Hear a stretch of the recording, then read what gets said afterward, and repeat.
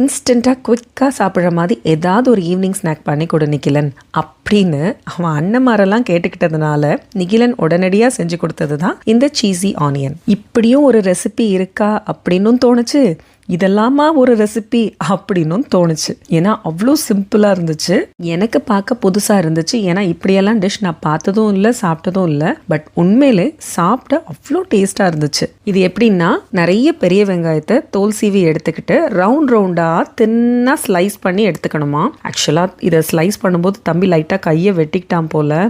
எனக்கு நல்ல ஸ்லைசர் வாங்கி வைங்கம்மான்னு சொல்லியிருக்கான். கண்டிப்பாக அவனுக்காக நிச்சயமாக வாங்கி வைக்கணும். இதில் ஸ்டக் ஆகும்போது கை லைட்டாக கட் ஆயிடுச்சு போல. பட் அதை பற்றி பொருட்படுத்தாமல் கம்ப்ளீட்டாக டிஷ்ஷை முடிச்சுட்டு தான் விட்டான். ஒரு பேக்கிங் ட்ரே எடுத்துட்டு அது மேலே பார்ச்மெண்ட் பேப்பர் விரிச்சிட்டு அதில் நிறைய சீஸை, மொசரல்லா சீஸை ஸ்ப்ரெட் பண்ணிக்கிட்டான். துருவி எடுத்த மொசரல்லா சீஸை ஸ்ப்ரெட் பண்ணிக்கிட்டான். ஆக்சுவலாக இது சீஸியாக அப்படி ரப்பரியாக இழுத்துட்டு வரணும் அப்படின்னு நினச்சிங்கன்னா நீங்கள் மொசரல்லா சீஸ் யூஸ் பண்ணுங்கள். கிறிஸ்பியாக சிப்ஸ் மாதிரி உடஞ்சி வரணும் அப்படின்னு நினச்சிங்கன்னா பார்மேசான் சீஸ் யூஸ் பண்ணுங்கள். இது தம்பி சொன்னால் நான் சொல்லிட்டேன். அது எப்படி இருக்கணும் எனக்கு தெரியாது, இது எப்படி இருக்கணும் எனக்கு தெரியாது. இது அட்லீஸ்ட் தம்பி இப்போ செஞ்சு காட்டி சாப்பிட்டதுனால கொஞ்சம் தெரியும். அது கிறிஸ்பியாக வர்றது எப்படி இருக்குங்கிறத நீங்கள் வேணால் ட்ரை பண்ணி பாருங்கள். பார்ச்மெண்ட் பேப்பர் விரிச்சிட்டு அது மேலே கம்ப்ளீட்டாக சீஸை ஸ்ப்ரெட் பண்ணிட்டு ரவுண்ட் ரவுண்டா ஸ்லைஸ் பண்ணி வச்சிருக்க ஆனியனை கம்ப்ளீட்டா அந்த சீஸ் கவர் ஆகிற மாதிரி ஃபில் பண்ணிட்டான். ஸ்ப்ரெட் பண்ண ஆனியன் மேல நல்ல எண்ணெயை பிரஷ் பண்ணிக்கிட்டான். ரீஃபைண்ட் ஆயில் தான். கம்ப்ளீட்டா பிரஷ் பண்ணிக்கிட்டான். ஆக்சுவலா இது கிறிஸ்பியா வரணும் அப்படிங்கிறதுக்காகத்தான் இந்த ஆயிலை ஸ்ப்ரெட் பண்றது.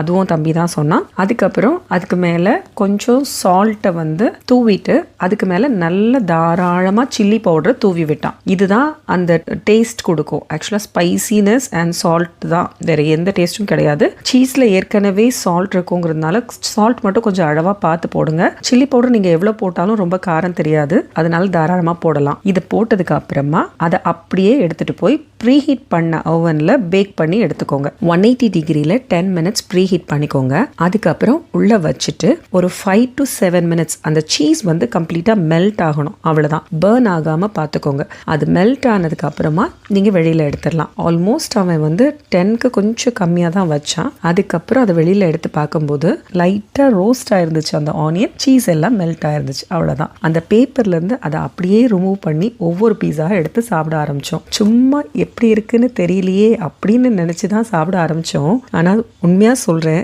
நிப்பாட்டவே முடியல. நானும் தம்பி மட்டும் சாப்பிட்டுட்டு இருக்கோம்னு நினைக்கிறீங்களா? 2 செகண்ட்ல அண்ணன்மாரும் சேர்ந்து பூந்து விளையாடிட்டாங்க. கொஞ்சம் கூட மிச்சம் இல்லாம எல்லாத்தையும் காலி பண்ணிட்டாங்க. காலி பண்ணது மட்டும் இல்லாம ஏன்டா இவ்வளோண்டு செஞ்ச அப்படின்னு ஒரு திட்டு வேற தம்பிக்கு. பார்க்க சிம்பிளா இருந்தாலும் டேஸ்ட் அல்டிமேட்டா இருந்துச்சு. கண்டிப்பா மிஸ் பண்ணாம ட்ரை பண்ணி பாருங்க.